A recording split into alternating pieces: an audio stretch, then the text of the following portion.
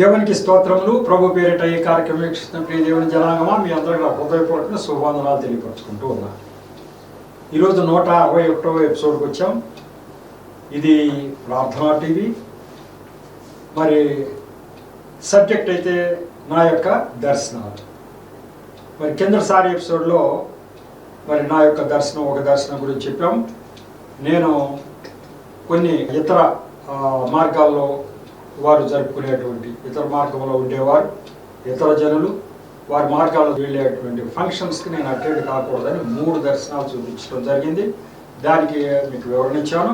అసలు ఎందుకు అటెండ్ కావద్దని నాకు చెప్పారు అని అంటే, ఇదిగో అవకరి వారిని వెలుగులో నడిపించాలంటే ఇది ఒక మార్గం కాబట్టి అని నాకు చెప్పడం జరిగింది. దానికి అనేకమైన ఉదాహరణలు, అనేకమైనటువంటి ప్రవక్తల జీవితాల్లోనూ దేవుడు అలాగే మలుపులు తిప్పాడని, ప్రవక్తల జీవితాల్లో అటువంటి త్యాగపూరితమైన పనులు చేయించాడని మీకు చెప్పి, ఇగో ఇది నాకైతే ఈ పని చేయటం ద్వారా కొన్ని అవమానాలు, కొంతమందితో మాటలు పడవలసి వచ్చినప్పటికీ కూడా మరి అది ఇతరులకు మేలు కలుగుతుంది కాబట్టి ఆయన చెప్పింది చెప్పినట్టు నేను చేయటం జరిగింది.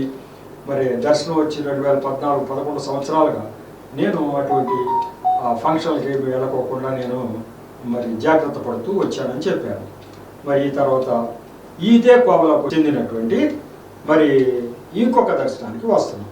అదేంటి అంటే 2/11/2021, అంటే ఇప్పటికి 4 సంవత్సరాలు, 2021 చివరిలో వచ్చింది కాబట్టి 3.5 సంవత్సరాల క్రితం వచ్చింది. ఏంటి అదంటే, ఈరోజు రాత్రి కలలో లెమ్ము తేజరెల్లుము నీకు వెలుగు వచ్చి ఉన్నది అనే పాట చక్కని ట్యూన్తో పదే వినపడింది రాత్రి అంతా. ఇది లెమ్ము తేజరెల్లుము నీకు వెలుగు వచ్చి ఉన్నది. మరి పాట చక్కని స్టైల్ ఉంది పాట. అది ఈ మధ్య ఎక్కువ పాటలు అవి ఆ స్టైలు, ఆ పాట మరి నేను ఎక్కడ విన్నానో నాకు తెలియదు కానీ అది ఆ స్టైల్తో చక్కని పాట. లెమ్ము తేజరెల్లుము నీకు వెలుగు వచ్చి ఉన్నది అని చెప్పి, ఈ మాట ఎక్కడుంది అని చెప్పి ఆ రాత్రి అది వినిపించింది. ఏంటిది లే లే అంటున్నారంటే, ఇది నవంబర్ 2021లో వచ్చింది. దానికి నేను రాసుకున్న ఎక్స్ప్లెనేషన్ ఆ రోజుల్లో, సువార్త ప్రకటించడంలో కొంత గ్యాప్ వచ్చుటచే మరల ఆ పనికి ఉపక్రమించమని దేవుడు నాకు ఆదేశించినట్లు గ్రహించాను. అక్కడ కొంచెం గ్యాప్ వచ్చిందండి 2 నెలలు.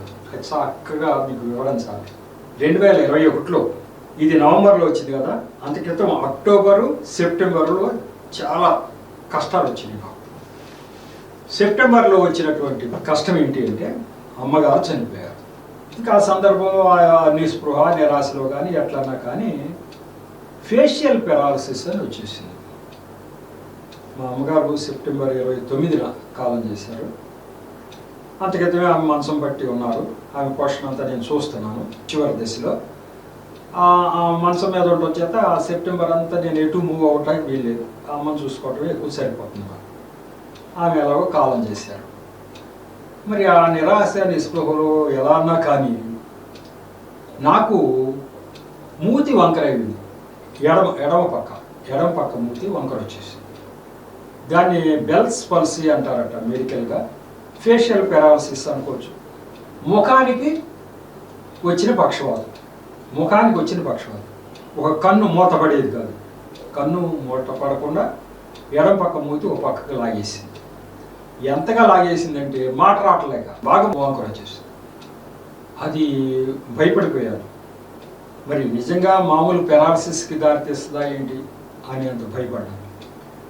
సరే వైద్యం అయితే చూపించాను, న్యూరాలజిస్ట్ అంతా చూసిన తర్వాత మీరేం భయపడక్కర్లేదు, ఇది మామూలు పెరాలసిస్కి సంబంధించింది కాదు, ఇది బెల్స్ పల్సీ అంటారు, ఇది ఫేషియల్ పెరాలసిస్, ఎవరికైనా వస్తూ ఉంటుంది, దీని గురించి మీరు ఆందోళన చెందక్కర్లేదు అని చెప్పి ఆయన ట్రీట్మెంట్ ప్రారంభించారు. అక్టోబర్ చివరకు వచ్చేటప్పటికి మూతి వంకర సరి అవుతూ వచ్చింది. అలాగే కన్ను మూతపట్టడం జరిగింది. ఆ నెల రోజుల్లోనే మంచి మెరుగు అవుతా వచ్చింది. మూతి వంకర సరి అవుతుంది. ఇప్పటికి కూడా నా పాత మిత్రులు ఎవరైనా చూస్తే మీ ముఖంలో మూతి వంకర ఇంకా కొంచెం ఉంది గురువు అనేవాళ్ళు అంటున్నారు. ఇప్పటికే ఉంది.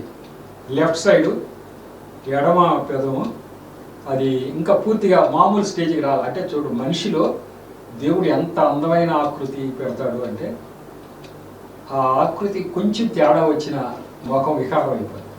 నా ముఖం ఎప్పుడైతే ఎడం పక్క తోసేసిందో వంకర అయిపోయిందో అప్పుడు ముఖం చూడలేకపోతున్నాను. బయట కూడా చూడలేదు, నేను చూసుకోలేకపోయాను అంత.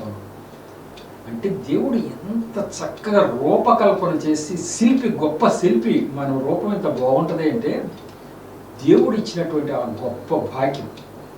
చిన్న అవయవం, ఒక్క అవయవంలో తేడా వస్తే అసలు మన ముఖం మనం చూసుకోలేకపోతున్నాం. అట్లాంటి కష్టం వచ్చింది. బెల్స్ పల్సీ అనే వ్యాధి వచ్చింది. అది వచ్చి పాపం అది న్యూరాలజిస్టు మంచి ట్రీట్మెంట్ ఇచ్చారు. దాని ప్రకారం కొద్దిగా సరి అవుతా వస్తుంది. ఇక అందరూ చెబుతున్నారు, ఇదిగో నువ్వు 24 గంటల సువార్త అంటే తిరగకూడదు. ఎంతసేపు మరి లోపల ముట్టతో తిరిగేవాడిని కదా, ఎంతసేపు అలా తిరుగుతా ఉంటే ఆరోగ్యం పాడైపోతుంది. మరి ఆ వయసు కూడా మీద పడిపోతుంది. 70వ సంవత్సరం వచ్చేసినట్టుగా ఉంది. ఆ సంవత్సరాలు 69 సంవత్సరాలు 70 సంవత్సరాలు. కాబట్టి నువ్వు అట్లా తిరగటానికి వెళ్ళేది జాగ్రత్తగా ఆరోగ్యం చూసుకోవాలన్నారు. సరే, నేను కూడా మరి సెప్టెంబరు, అక్టోబరు ఎటు కదలటానికి లేదు, మాట కూడా రావట్లేదు కదా, ఎటు కదలటానికి లేదు. అట్లాంటి పరిస్థితుల్లో అట్లాంటి పరిస్థితుల్లో జాగ్రత్తగా ఉంటే ఇక దేవుడు ఈ దర్శనం లెమ్ము తేజరెల్లుము నీకు వెలుగు వచ్చి ఉన్నది అని వస్తుంది. అంటే లేవయ్యా, నీకు వెలుగు వచ్చింది, బాగయ్యావు నువ్వు, తేజరెల్లు లే, నీకు వెలుగు వచ్చింది అన్నాడు. అంటే ఈ బాగు చేసిన ఆయన ఎవరు? దేవుడే. డాక్టరు ని పనిముట్టుగా వాడాడు, డాక్టర్ను పనిముట్టుగా వాడాడు, బాగు చేశాడు అంతే. ఎంత 2 నెలల్లో ఎట్లా బాగోతాం? లేకపోతే లే అన్నాడు దేవుడు. ఇలా ఏం చేయాలి మనం? ఇదిగో ఆయన చెప్పిన పనులు చేయాలి. అప్పుడు చూసుకుని ఆయన, ఓహో ఎట్లా వచ్చింది. ఇది వచ్చినప్పుడు ఇక అందరూ చెప్పినట్టుగా మనం అమ్మో జాగ్రత్తగా ఉండాలని ఇంట్లో కూర్చొని ఇస్తున్నాడు దేవుడు. లే అంటున్నాడు. దేవుడు జీవం గల దేవుడు అంటాకి ఏమైనా రుజువులు? జీవం గల దేవుడు అంటాకి ఎప్పుడు మాట్లాడుతూ ఉంటాడు కదా దేవుడు. నిజంగా కూడా దేవుడు మాట్లాడిపోయి లే అని అనకపోతే నేను సువార్తకు బయలుదేరతానా? మూతి వంక పూర్తిగా తగ్గేదాకా ఆగాలి, అలా ఇంకా ఆరోగ్యం సెట్ అయ్యేదాకా ఆగాలి. డాక్టర్లు కూడా చాలా జాగ్రత్తగా ఉండాలి అని చెప్పేసారు. మరి నేను వెళ్తానా? వెళ్ళను. దర్శనం రాగానే ఇక భయం పట్టుకుంది, అమ్మో దేవుడు ఒప్పుకోవట్లేదు, వెళ్ళిపోవాలి మనం అని చెప్పేసి ఉద్దేశంతో ఇక బయలుదేరడం అంటే ఇక సువార్తకి కొంచెం మోతి ఇంకా వంక పూర్తిగా రాలా, అయినా చూడే ఇక తప్పదని, మాట వస్తుందంటే చాలు అని చెప్పేసి ఇక మీటింగ్స్కి అన్నీ ఎక్కడ ఏ మీటింగ్ ఉన్నా వెళ్ళిపోయేవాడిని. ప్రాబ్లం ఏంటంటే చలి తగిలింది. అప్పుడు చలి బాగా తగిలితే చెవులకి అవి వస్తుంది జనరల్గా. అది అలాగే జరిగింది. అప్పుడు కొంచెం వర్షంలో తడిచినట్టున్నాను. ఆ తర్వాత చలి తగిలింది, దాని మీద వచ్చేసింది. అది వచ్చే కారణం అది. ఇక చలి తగలకూడదు, చెవులకి ఎప్పుడు ఏదైనా కట్టుకోవాలన్నారు. పగలైతే చలి ఉన్నది కానీ గాలి తగలకోకుండా దూది అది పెట్టుకుని నేను సువార్తకి వెళ్ళిపోయేవాడిని. మరి రాత్రి వేటికి అయితే చలి కదా, అప్పుడు కూడా ప్రయత్నం చేశాను. మఫ్లర్ చుట్టేసుకుని ఫుల్గా చెవిలో దూది పెట్టుకుని దాని మీద మఫ్లర్ చుట్టేసుకుని అన్నీ కాదు సెలెక్టెడ్గా తప్పదు అన్న మీటింగ్స్కి వెళ్ళాను. ఇక రాత్రులు మీటింగ్, పగలైతే చెవుల్లో దూది అది పెట్టుకుని వెళ్ళటం మొదలు పెట్టడం జరిగింది. అప్పుడు ఇంకా టీవీ పరిచయం బిగిన కాలం, అప్పుడు ఇంకా టీవీ పరిచయం కాదు. కానీ దర్శనం వచ్చేసి అప్పటికే 2 సంవత్సరాలు అయ్యింది. ఏమని? నేను టీవీలో ప్రకటిస్తున్నట్టు నేనే చేశానని దేవుడు అంటూ ఉంది. కానీ నేను అనుకున్నా, ఇంకేం టీవీలో ప్రకటిస్తాం, మనం మూతే వంకర అయిపోయింది అనుకున్నా. మూతి వంకర అయినప్పుడు మాట సరిగా రావట్లేదు, ఇంకేం ప్రకటిస్తామని దేవుడు చూపించాడే అనుకున్నా. కానీ దేవుడికి అసాధ్యమైంది ఏమైనా ఉంటుందా? నేను ఇట్లా వెళుతూ ఉన్నాను. ఈ ప్రార్థనా టీవీ వాళ్ళే ఆయన రోజు ఫోన్ చేసి అడిగేవాడు, అయ్యారు ఒకసారి 1-2 మెసేజ్లు చెప్పండి సార్, మీరు మీ బుక్ చదివాము, మీ సాక్ష్యం బాగుంటుంది చెప్పండి సార్ అంటే, చూద్దామలా అంటున్నాం. స్టార్ట్ ఇది ఎప్పుడు? ఇది నవంబర్లో వచ్చింది కదా, నవంబర్ డిసెంబర్ అయిపోయింది. 2022లో ఇక ఇప్పుడు మార్చ్ 1 నుంచి ఫిబ్రవరి అయిపోయింది. మార్చ్ 1 వచ్చాను టీవీ ప్రసారం, ఫస్ట్ ప్రసారం. ఏదో కొద్ది ప్రసారాలు మనం సాక్ష్యం చెప్పి వెళ్ళిపోవచ్చు. నిలబడితే దేవుడు మాటలు ఎలా పెడుతున్నాడో నాకు తెలీదు, వచ్చేస్తున్నాయి. అప్పుడు నాకు అర్థమైంది, ఏంటి ఇది టీవీ పరిచర్య, నేనే చేశాను ఈ ఏర్పాట్లని దేవుడు అన్న దర్శనం ఉంది కదా, ఇదే కాబోలు. ఇక మనం సాక్ష్యం చెప్పడం బిగిన్ చేస్తే అది 2 ఎపిసోడ్లు అయినా 3 ఎపిసోడ్లు అయినా సరిపోట్ల టైం. ఇక బిగిన్ చేసేసాం. అట్లా ఒక 10 ఎపిసోడ్లు వెళ్ళిపోయిన తర్వాత ఇక దేవుడు ప్రేరణ, నువ్వు ఇది కంటిన్యూ చేసేయాలని చెప్పి ఆనాడు మొదలు పెట్టుకుని మరి ఈనాటి వరకు కూడా వెళ్ళిపోతూనే ఉంది. డిఫరెంట్ సబ్జెక్ట్స్, దర్శనాలు గురించి చిన్న చిన్న సబ్జెక్టులన్నీ తీసుకున్నాను. మధ్యలో ఇంకా వేరే టీవీ వాళ్ళు పిలిచారు, అక్కడికి వెళ్ళి మొత్తం మీద 250 ఎపిసోడ్లు ఇలా వెళ్ళిపోతూ వచ్చింది. ఇప్పటికి ఇప్పుడు మీరు చూస్తున్నారు 161వ ఎపిసోడ్ వచ్చింది. ఇంకో టీవీలో కూడా 100 దాటిపోయి వెళ్తుంది. ఇన్ని ఎపిసోడ్స్ చేస్తానని నేను అనుకున్నానా అంటే దేవుడే మాట్లాడతాడు, ప్రవక్తల నోటి ద్వారా దేవుడు మాట్లాడతాడు అనే దాన్ని నిదర్శనం. మనకు అంత జ్ఞానం ఏమైనా ఉందా పాండిత్యవంతులతో? కాదుగా, దేవుడే ఇదంతా చేస్తున్నాడని నాకు అర్థమైంది. దేవుడి యొక్క ఆత్మ నాలో ఉండి ఈ యొక్క జ్ఞానమంతా ప్రజలందరికీ కూడా పంచిపెట్టడానికి నన్ను ఒక సాధనంగా ఎంచుకుని ఆయన మాట్లాడుతున్నాడని నాకు అర్థం అవడం జరిగింది. ఈ లెమ్ము తేజరెల్లు అనేటువంటి వాక్యం ఎక్కడుంది అసలు? ఇది ఒక వాక్యం ఉంది దీంట్లో. యెషయా గ్రంథం 60వ అధ్యాయం 1, 2, 3 వచనాలు చూద్దాం. ఇది మేము పాట రాశారు, బాగానే ఉంది. ఆ పాట రాయడానికి బేస్ ఏంటంటే యెషయా గ్రంథంలో ఉన్నటువంటి వచనం, 60వ అధ్యాయంలో ఉన్నటువంటి వచనం. నీకు వెలుగు వచ్చి ఉన్నది, లెమ్ము తేజరెల్లుము, యెహోవా మహిమ నీ మీద ఉదయించును. చూడుము, భూమిని చీకటి కమ్ముచున్నది, కటిక చీకటి జనములను కమ్ముచున్నది. యెహోవా నీ మీద ఉదయించుచున్నాడు, ఆయన మహిమ నీ మీద కనబడుచున్నది. జనములు నీ వెలుగునకు వచ్చెదరు, రాజులు నీ ఉదయకాంతికి వచ్చెదరు. ఇట్లాంటి వచనాలు ఉన్నాయి ఆ యెషయా గ్రంథం 60వ అధ్యాయంలో 1 నుంచి 3 వరకు. యెషయా గారు మీకు తెలిసిందే, యేసు ప్రభు వారు ఈ లోకానికి నా రూపంలో రాక ముందు 740 సంవత్సరాల క్రితం జీవించినటువంటి ప్రవక్త. ఆయన ద్వారా దేవుడు ఈ మాటలో పలికించాడు. ఆ మాటలనే పాట రూపంలో మరి అనేక చోట్ల నేను ఇందాక చెప్పాక అది పాడుకోవడం జరుగుతుంది. ఇప్పుడు అది నాకు వినిపించారంటే, నువ్వు లేవయ్యా, నీకు వెలుగు వచ్చిందంటే, నీకు ఆరోగ్యం కలిగింది, ఇక నువ్వు కూర్చునే పని లేదు, లే అని లేపేశారు. ఇక్కడ కూడా ఇది ఎవరిని ఉద్దేశించి చెప్పారు. ఇక్కడ బైబిల్ గ్రంథంలో మాటలు ఎవరిని గురించి, వెలుగు వచ్చింది, నీకు వెలుగు వచ్చింది తేజరెలు, నా మహిమ నీ మీద ఉదయించును అన్నాడు. అంటే నా ఆత్మతోటి నేను నింపుతున్నాను అని ఎవరిని అంటున్నాడు? ఇజ్రాయేల్ ప్రజలను అంటున్నాడు. ఇజ్రాయేల్ ప్రజల మీదకి రాబోతుంది, ఇది నా యొక్క వెలుగు మీ మీదకి రాబోతుంది అన్నాడు. మరి ఎప్పుడు వచ్చిందండి తర్వాత రోజులు అంటే మీకు తెలుసు కదా. తర్వాత రోజుల్లో అదంతా జరుగుద్ది. యేసు ప్రభు వారు వచ్చినప్పుడు మరి ఆ వెలుగంతా దేవుడు మరి ఆ ఇజ్రాయేల్ ప్రజలకు కనబరిచాడు.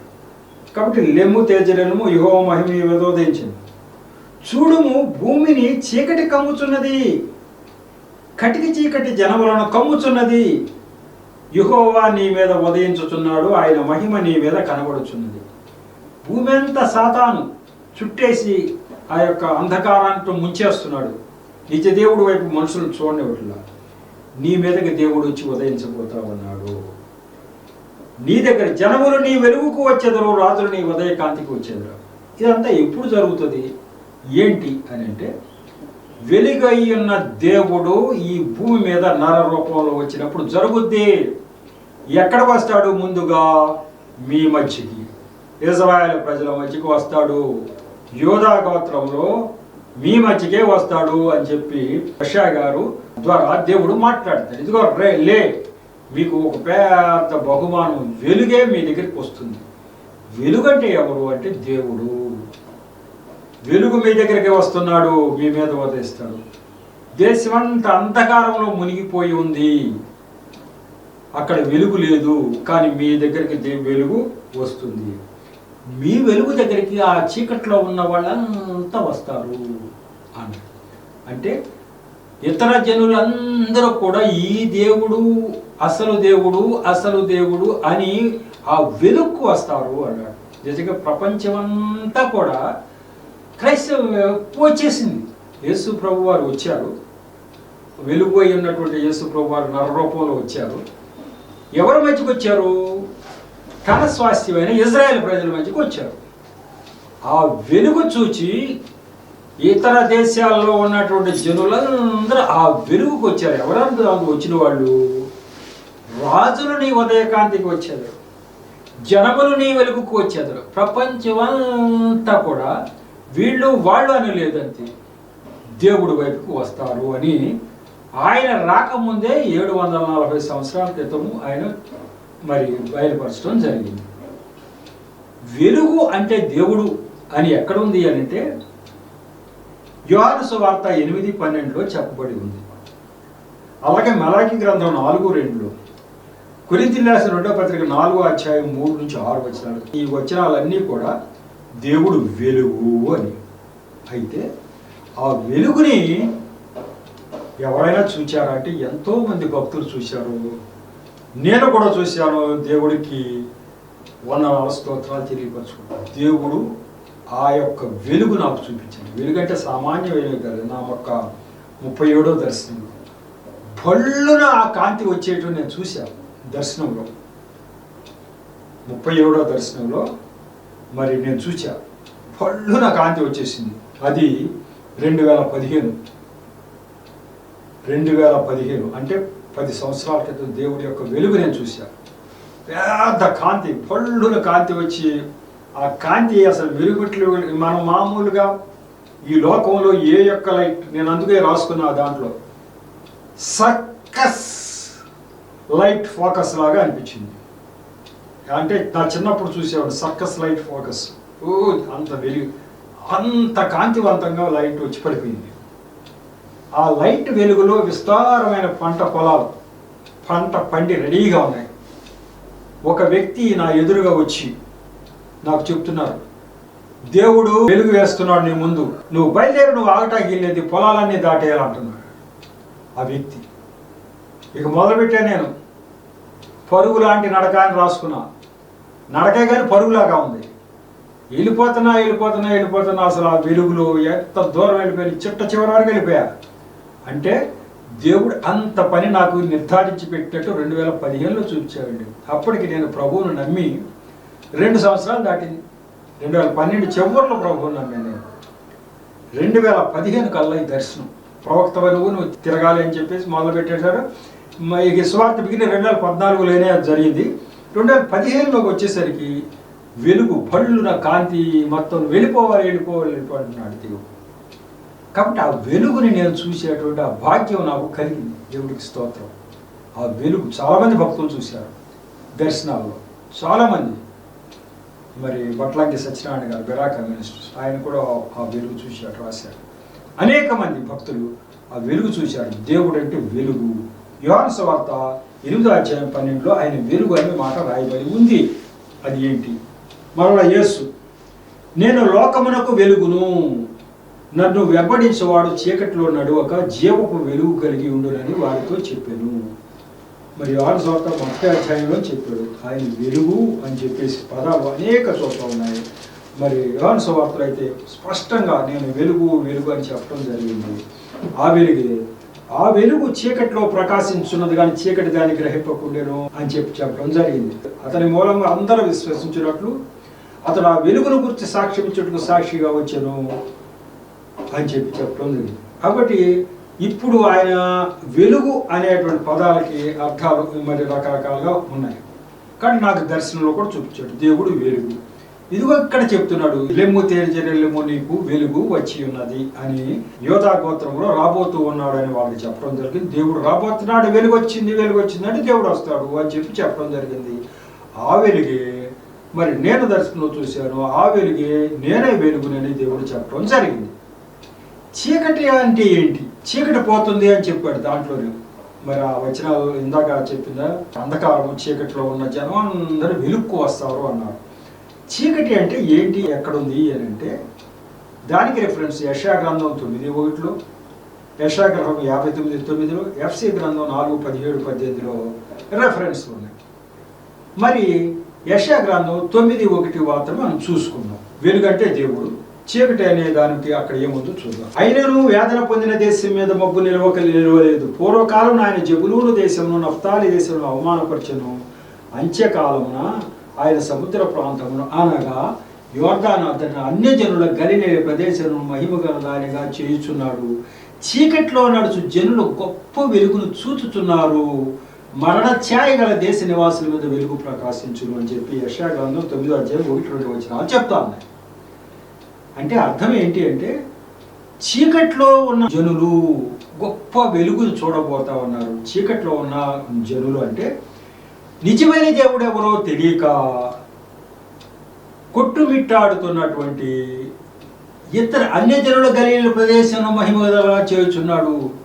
ఇతర మార్గాల్లో ఉన్న జనులు ఉన్నటువంటి ఆ గలీల ప్రదేశాన్ని వెలుగుతో నింపబోతున్నాడు అని చెప్తాడు. అంటే ఇక్కడ ఇతర జనులు మార్గం తెలియక కొట్టుమిట్టాడుతూ దేవుడు ఎవరో తెలియక ఉన్నటువంటి ఆ చీకటిని మాయం చేయటానికి వెలుగు రూపంలో దేవుడు రాబోతున్నాడని యెషయా గారి ద్వారానే 9వ అధ్యాయంలో చెప్పడం జరిగింది.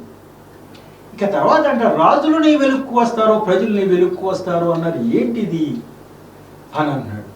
రాజులు ఎవరు వస్తారు, ప్రజలు ఎవరు వస్తారు అని అంటే, ఇక రోమాపత్రికలో 11వ అధ్యాయం 26-27 వచనాలు. వారు ప్రవేశించినప్పుడు విమోచకుడు సియోనులో నుండి వచ్చి యాకోబులో నుండి భక్తిహీనతను తొలగించును. నేను వారి పాపములను పరిహరించినప్పుడు నా వలన వారికి కలుగు నిబంధన ఇది అని రాయబడి ఉన్నట్టు ఇజ్రాయేలు జనులందరూ రక్షింపబడుదురు. స్వార్థ విషయమైతే వారు మిమ్మును బట్టి శత్రువులు కానీ, ఏర్పాటు విషయమైతే పితరులను బట్టి ప్రియులై ఉన్నారు. ఎలాగ దేవుడు తన కృపావరముల విషయంలోను పిలుపు విషయంలోనూ పశ్చాత్తాపపడడు అన్నాడు. దేవుడట తన కృపావరాల విషయాలు పిలుపు విషయంలో పశ్చాత్తాపపడడు. అంటే ఇచ్చేస్తాడు, చాలా మందికి వరాలు ఇచ్చేస్తాడు. ఇచ్చిన తర్వాత వాళ్ళు కొన్ని తప్పుడు పనులు చేస్తూ ఉంటారు. ఆ వరాలు తీసేయడు వెనక్కి, దాన్ని పశ్చాత్తాపడ్డంట. ఫ్రీగా మనం ఎవరికైనా ఏదైనా ఇస్తాం, ఇచ్చిన తర్వాత వాడు దుర్వినియోగం చేసేసాడు ఆ డబ్బులు. చేసేస్తే మళ్ళీ నా డబ్బులు నాకు ఇవ్వని మనం అడుగుతామా?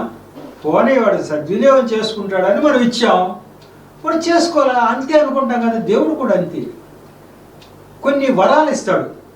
అందుకే అనుకుంటారు ఈ యొక్క ఇతర జనులందరూ కూడా ఏమనుకుంటారంటే, పాస్టర్లు ఇంతమంది తప్పులు చేస్తున్నారు, ఇన్ని తప్పులు చేస్తున్నారు, దేవుడు ఏం చేయట్లేదు ఏంటి, చూడలేదా అనుకుంటారు. చూస్తున్నాడు, కొన్ని వరాలను తీసేయచ్చుగా. ఆయన చేయబెట్టి ప్రార్థన చేస్తే స్వస్థతలు కలుగుతూ ఉంటాయి. ఆయన ఎన్ని తప్పుడు పనులు చేస్తాడు ఇంటి దగ్గర, కానీ ఆయన ప్రార్థన చేస్తే స్వస్థతలు జరుగుతాయి. కొన్ని వరాలను పోతున్నాయా, అవి పోవట్లేదేంటి అంటే, దేవుడు ఇచ్చాడు ఒకసారి, అవి వెనక తీసుకోడు. దయ కృప చేత ఇచ్చాడు అంతే. సద్వినియోగం చేసుకోవట్లా, దీనికి తగిన ప్రతిఫలం తీర్పులో ఉంటుంది. చనిపోయిన తర్వాత వీటన్నిటికి లెక్క ఒప్పచెప్పవలసి ఉంటుంది. మామూలుగా ఏమీ లేని వాడికి పెద్ద ఇది ఉండదు, కానీ వరాలు ఇచ్చి దాన్ని దుర్వినియోగం చేసి వరాలు ఇచ్చినప్పటికీ కూడా ప్రవర్తనలో మార్పు లేని వారి గురించి విపరీతమైనటువంటి శిక్ష ఉంది ఆ లెక్కల ప్రకారం. కాబట్టి అక్కడ చూసుకుంటాడు ఆయన. ఇజ్రాయెల్ ప్రజల్ని ఈజిప్ట్ నుంచి తీసుకొచ్చిన రోజుల్లో వాళ్ళు సణిగారు గొడిగారు, ఎన్ని సణిగినా ఓర్చుకున్నాడు. ఏం కావాలంటే అది ఇచ్చాడు, మాంసం కావాలంటే మాంసం, ఏది కావాలంటే అది ఇచ్చాడు. కానీ అది వాళ్ళు నవ్వుతుండగానే వాళ్ళ శిక్ష బిగిలైపోయింది, అవుట్. వాళ్ళ మీద ఆ కోపం రగిలిపోయింది అంతే. అడిగినవన్నీ ఇచ్చాడు, కానీ తీర్పు తీర్చాల్సిన చోట వాళ్ళందరూ కూడా మరి అసలు నిర్దేశించిన ప్రదేశం చేరకముందే మధ్యలోనే రాలిపోయేటట్టు చేశాడు. కాబట్టి ఆయన కోపం రగిలింది. అట్లాగే ఇక్కడ కూడా మరి ఇక్కడ చేయడు, చేసేటప్పుడు మటుకు చేస్తాడు. కాబట్టి అట్లాంటి వెలుగు మయమైనటువంటి ఆ దేవుడు వెలుగునకు ప్రజలందరూ వస్తారన్నాడు. రాబోయే కాలాల్లో జరుగుద్ది. రోమపత్రికలోనే ఇంకా 28 నుంచి 32 వరకు ఆ సువార్త ప్రకటిస్తారు, అటువంటివన్నీ ఉన్నాయి. ఈ సువార్త ప్రకటన అనేది విపరీతంగా ఇక్కడి నుంచే బయలుదేరి వెళుతుంది అన్నాడు. నిజంగా అట్లానే జరిగింది. రాజులు వెలుక్కు వస్తారన్నారు కదా, అట్లాగే జరిగింది. పౌలు గారు రకరకాలుగా అనేక చోట్లకు పంపించారు. అనేక మంది రాజులు కూడా అనేక చోట్ల నుంచి యేసు ప్రభు ఎవరో తెలుసుకున్నారు, యేసు ప్రభుని అంగీకరించారు. పౌలు గారు రాసినటువంటి పత్రికలన్నీ రోమేలకి, ఎఫ్సీఎల్కి, వీళ్ళందరూ అన్యజనులు. కొరింథీయులు వీళ్ళంతా అన్యజనులు.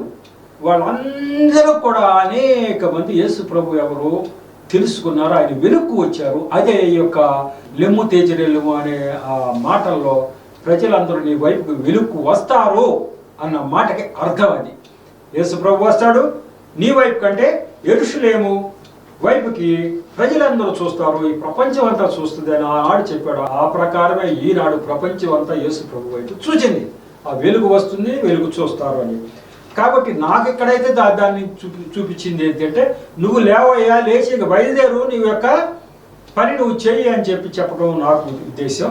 కానీ అసలు వచ్చిన బైబిల్లో రాయబడిన వస్తువు లెమ్ము తేజరెల్లు అనేది ఇజ్రాయెల్ ప్రజలకి, మీకు దేవుడు వస్తున్నాడు, ఒక వెలుగు వస్తూ ఉంది, ఆ వెలుగులో మీరు అనేక మందికి సువార్త ప్రకటిస్తారు, అనేక మంది చీకట్లోంచి వెలుగులోకి వస్తారు అని చెప్పడం ఇజ్రాయెల్ ప్రజలకి.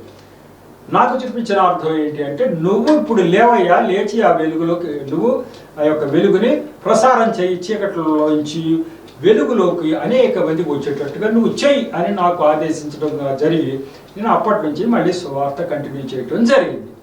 ఈ యొక్క దర్శనం ద్వారా మీకు తెలుస్తుంది కదా, దేవుడు సజీవుడు, ఎప్పటికప్పుడు తట్టి లేపి ఈ సువార్త ప్రకటిస్తున్నాడే తప్ప ఎవరంతటా వారు చేయట్లేదు, డబ్బు కొరకు చేయట్లేదు, దేని కొరకు చేయట్లేదు. వారు ఏ పని చేసినా జీవితాలు గడుగుతాయి, కానీ ఈ పని చేయాల్సిన అవసరం లేదు. కానీ దేవుడే ఎవరిని ఏ పని చేయాలో, పాస్టర్ సువార్తికుడు ప్రవక్త ఎవరు ఏ పని చేయాలో నిర్ధారించి ఆయన ఆత్మతో నింపి చేయిస్తున్నాడు తప్ప మనుషులు ఎవరు చేయటం లేదు అని దీని ద్వారా, ఈ వాక్యం ద్వారా అర్థం చేసుకోవచ్చు. ముఖ్యంగా నా జీవితాన్ని చూస్తే, నన్ను ఈ వయసులో మరి ఈ యొక్క సువార్త ఎలా ప్రకటింప చేయటం అనేది దేవుడు ఆత్మచేతనే జరుగుతుంది తప్ప నా అంతటా నేను చేయట్లేదని మీ అందరికీ తెలుస్తుంది, నాకు కూడా అనిపిస్తుంది. కాబట్టి ఈ దేవుడు నిజమైన దేవుడు. ఆయన సువార్త ప్రకటింప చేస్తున్నది ఎవరి నిమిత్తము అంటే, ఆ యొక్క ఇతర జనులకు వెలుగు ఇవ్వటం కోసమే అని చెప్పి. కాబట్టి ఆ యొక్క ఇతర జనులు దీన్ని గ్రహించి ప్రభు వైపు చూస్తే మంచిది, చూడకపోయినా ఈ జ్ఞానం వారికి మనం అందచేద్దాం. మరి దేవుడి యొక్క మాటల్ని, సాక్ష్యాన్ని దీవించునుగాక. చిన్న ప్రార్థన చేసి మరి ఈ యొక్క 161వ ఎపిసోడ్ని ముగించుకుందాం. కృపగల దేవ, మహాపరిశుద్ధుడా, ప్రేమగల తండ్రి, ప్రభు మీకు వందనాలు స్తోత్రాలు చెల్లించుకుంటున్నాను. ఈరోజు కూడా ఈ 161వ ఎపిసోడ్ కూడా తగిన నడిపించారు, నన్ను మరుగుపరిచారు, నా నోటిలో మీ మాటలు ఉంచారు. అలాగే ప్రభు విషయాన్ని గ్రహించే శక్తిని బిడ్డలందరికీ దయచేసి వాళ్ళని వెలుగుతో నింపి అనేక మందికి దారి చూపగలిగే శక్తిని ప్రసాదించిన వందనాలు స్తోత్రాలు తెలియదు. అలాగే ప్రభు ఇక ముందు కూడా ప్రభు ఈ పరిచర్యను దీవించండి. వీక్షిస్తున్న ప్రతి బిడ్డల్ని కూడా ప్రభు దీవించి ఆశీర్వదించమని మా ప్రభువును రక్షకుడైన యేసు నామములో పరమతండ్రి ప్రార్థించి వేడుకుంటున్నా తండ్రి.